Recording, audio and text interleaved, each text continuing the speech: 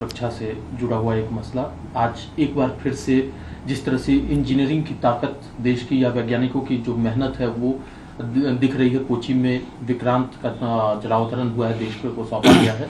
क्या कहना है सर, कितनी मजबूत आपको लगता है कि सुरक्षा होगी? नहीं, देखिए, INS विक्रांत तो प्रतीक है कि हमारे सामरिक समृद्धि का, ताकत का। और प्रधानमंत्री जी को ज़रूर पता होगा कि 2009, 11 और 2013 उनके आने से पूर्व 3 महत्वपूर्ण माइलस्टोन्स।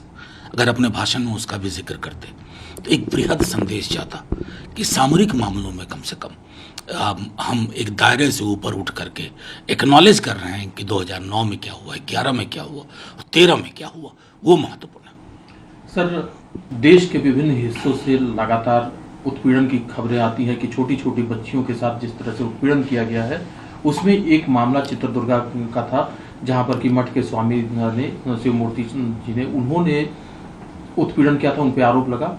FIR रजिस्टर हुई, लेकिन उनको अरेस्ट करने में 6 दिन का समय लगा। FIR होने के बाद भी आखिरकार अरेस्ट हुए हैं वो। देखिए, सीधी सी बात है, समर्थ को नहीं दोस्त को साईं बहुत पहले लिख के गए थे। और हम तो कमाल देखते हैं कि ओहदेदार लोग, आप किस बात के स्वामी कहलाते हो भाई?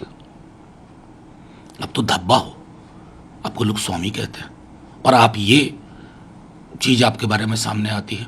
मैं देखिए बार बार आपके माध्यम से कहता हूँ कि सिर्फ सरकारों, लॉ एंड ऑर्डर का मसला नहीं है, ये मसला है हमारे समाज के एक बड़ी रुग्णता का।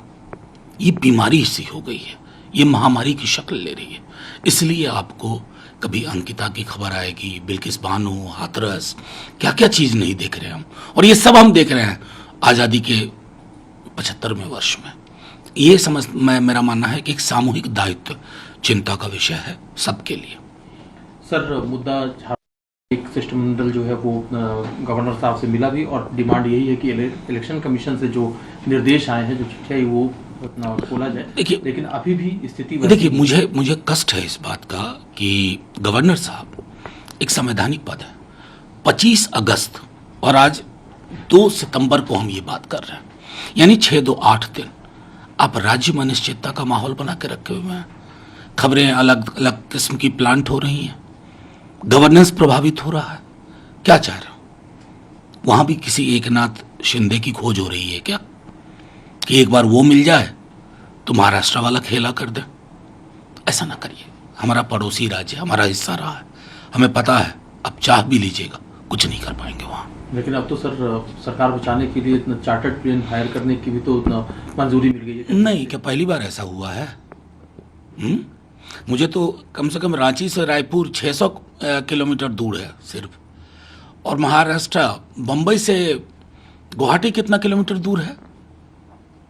दूरी का भी, ये दूरी जो है ना, ये फासला जो है, कल भी मैंने ये बात रखी थी कि ये चिंता का विषय है।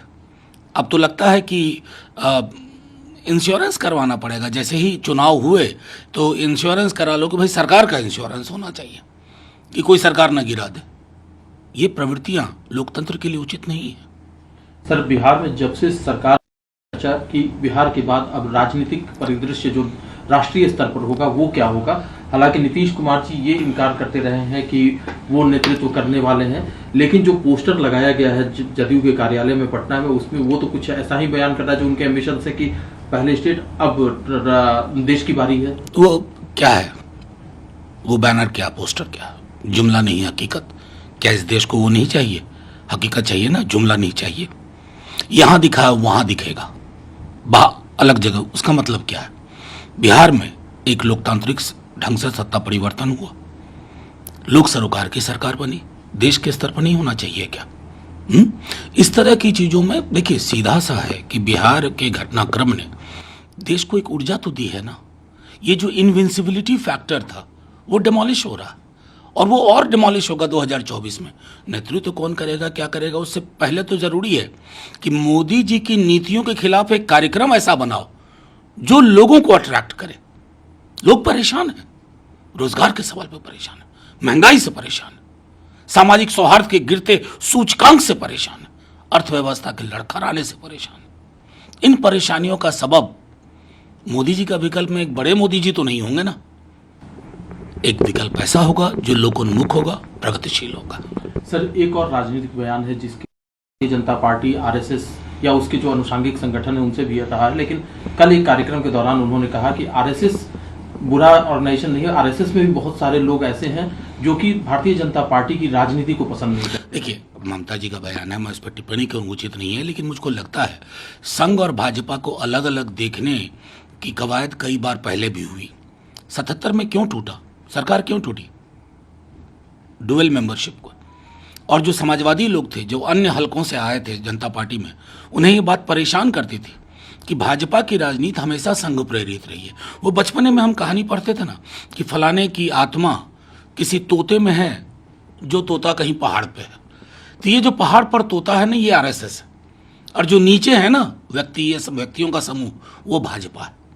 तो उस तोते से भाजपा को अलग नहीं कर सकते। से अगर उसको टैग मिला है तो भारतीय जनता पार्टी कह रही कि ये प्रधानमंत्री जी के वजह से मिला है, उन्होंने जो कोशिशें की। नहीं, अब देखिए, हमको तो अभी सबसे विरोध ही नहीं रहा, बल्कि ये तो घोषणा कर दे कि हर सांस जो हिंदुस्तानी ले रहा है, सांस लेना सांस छोड़ना, वो प्रधानमंत्री जी की कृपा से हो रहा है। हमको कोई विरोध नहीं है, लेकिन काम करो भाई। मैं तो लिख के देने को तैयार हूं कि मेरी हर सांस आपकी वजह से। करोड़ों भारतीय लिख देंगे, लेकिन साहब रोजगार दे दो, महंगाई कम कर दो, हम सब मान लेंगे। सर, एक जो उनकी मैपिंग कराने का एनसीपीसीआर ने ये अनुशंसा की थी उत्तर प्रदेश सरकार से, लेकिन असदुद्दीन ओवैसी कह रहे हैं कि ये मिनी एनआरसी की तरह से, जिसके जरिए जो है मुसलमानों को टारगेट किया जाए। देखिए, मैं तो सीधी बात कहता हूं कि कोई भी अनरिकॉग्नाइज्ड, सिर्फ मदरसा क्यों, अनरिकॉग्नाइज्ड कुछ भी है ना, उसकी पड़ताल करो। लेकिन ये करेंगे नहीं। योगी जी का यूएसपी क्या है? वो है डॉग विजिल पॉलिटिक्स। ऐसी सीटी बजाओ कि किसी एक को दूसरी बात समझ में आए, तीसरे को तीसरी बात समझ में आए। तो ये उचित नहीं है उत्तर प्रदेश जैसे विशाल राज्य में। मैं समझता हूं, पता नहीं बीजेपी के पास इनसे बेहतर विकल्प थे। इनको चुनने की क्या मजबूरी है भाई, कि हमेशा कुछ ऐसा ही करें जिससे कि खबर में बने रहे। अनरिकॉग्नाइज्ड हर चीज की मैपिंग करो। बड़े लोगों की अनरिकॉग्नाइज्ड बिल्डिंग की मैपिंग करिए ना, वहां क्यों चुप हो जाते हैं?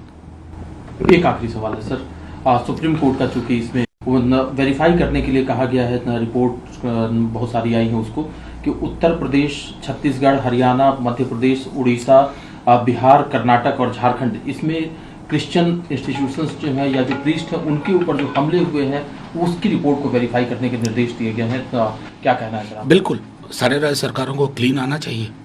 हमने इसी देश में ग्राहम स्टेन्स देखा है, जो धब्बा आज तक नहीं मिटा।